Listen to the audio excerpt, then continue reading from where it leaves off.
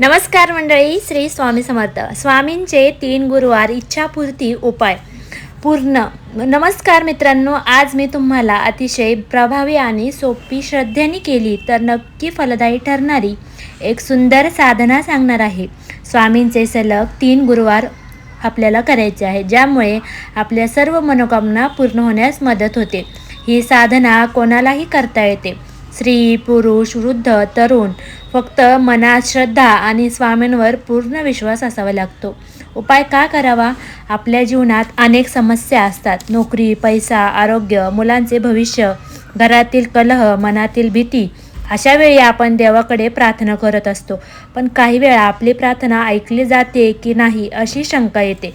पण जेव्हा आपण नियमाने, श्रद्धेने आणि विश्वासानं साधना करतो, तेव्हा दैवी शक्ती आपल्याला साथ देत असते.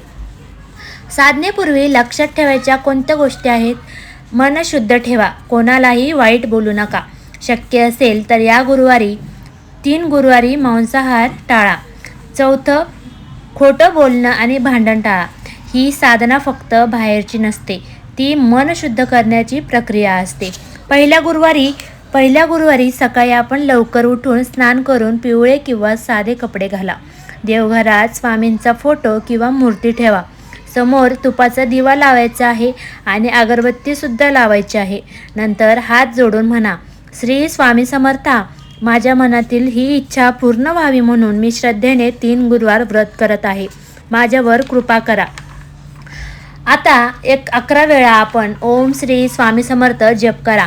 स्वामींना खडी साखर किंवा साखर नैवेद्य ठेवू शकता. शेवटी नमस्कार करून सगळ्यांना प्रसाद द्या. दुसरा गुरुवार श्रद्धा वाढवण्याचा दिवस. दुसऱ्या गुरुवारी पुन्हा तेच नियम पाळा. आज विशेष करू एखाद्या गरीब व्यक्तीला अन्न किंवा फळं द्या. पक्ष्यांना दाणे टाका, कारण स्वामी म्हणतात, सेवा म्हणजेच सर्वात मोठी पूजा. आता 21 वेळा जप करायचा आहे स्वामी समर्थ महाराजांचा. मनात फक्त एकच विचार ठेवा, स्वामी माझ्यासोबत आहेत. तिसरा गुरुवार पूर्णत्व दिवस. हा दिवस अत्यंत महत्त्वाचा आहे. आज स्वामींना केळी किंवा बेसन लाडू नैवेद्य दाखवून द्या. पिवळं फूल अर्पण करू शकता. नंतर शांत बसून डोळे बंद करा आणि कल्पना करा की तुमची इच्छा पूर्ण झालेली आहे. मनात आनंद अनुभवा आणि 51 वेळा जप करा. ओम श्री स्वामी समर्थ ही जप ह्या मंत्राचा म्हणायचा आहे. शेवटी प्रार्थना करा, स्वामी योग्य तेच द्या. माझ्यासाठी जे उत्तम आहे तेच आमच्या आयुष्यात घडू द्या. उपाय करताना सर्वात महत्त्वाचं काय आहे मित्रांनो, हे लक्षात ठेवा.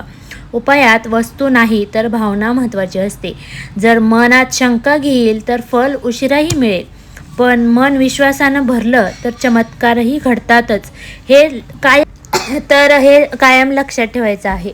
अनुभव कधी येतो? काही लोकांना लगेच परिणाम दिसतो, काही लोकांना काही दिवसांनी, तर काहींना वेगळ्या मार्गाने. इच्छापूर्ती नक्की होते, जसं नवसंधी मिळणं, योग्य व्यक्ती भेटणं, समस्या सुटणं. म्हणून स्वामींवर पूर्ण विश्वास ठेवा.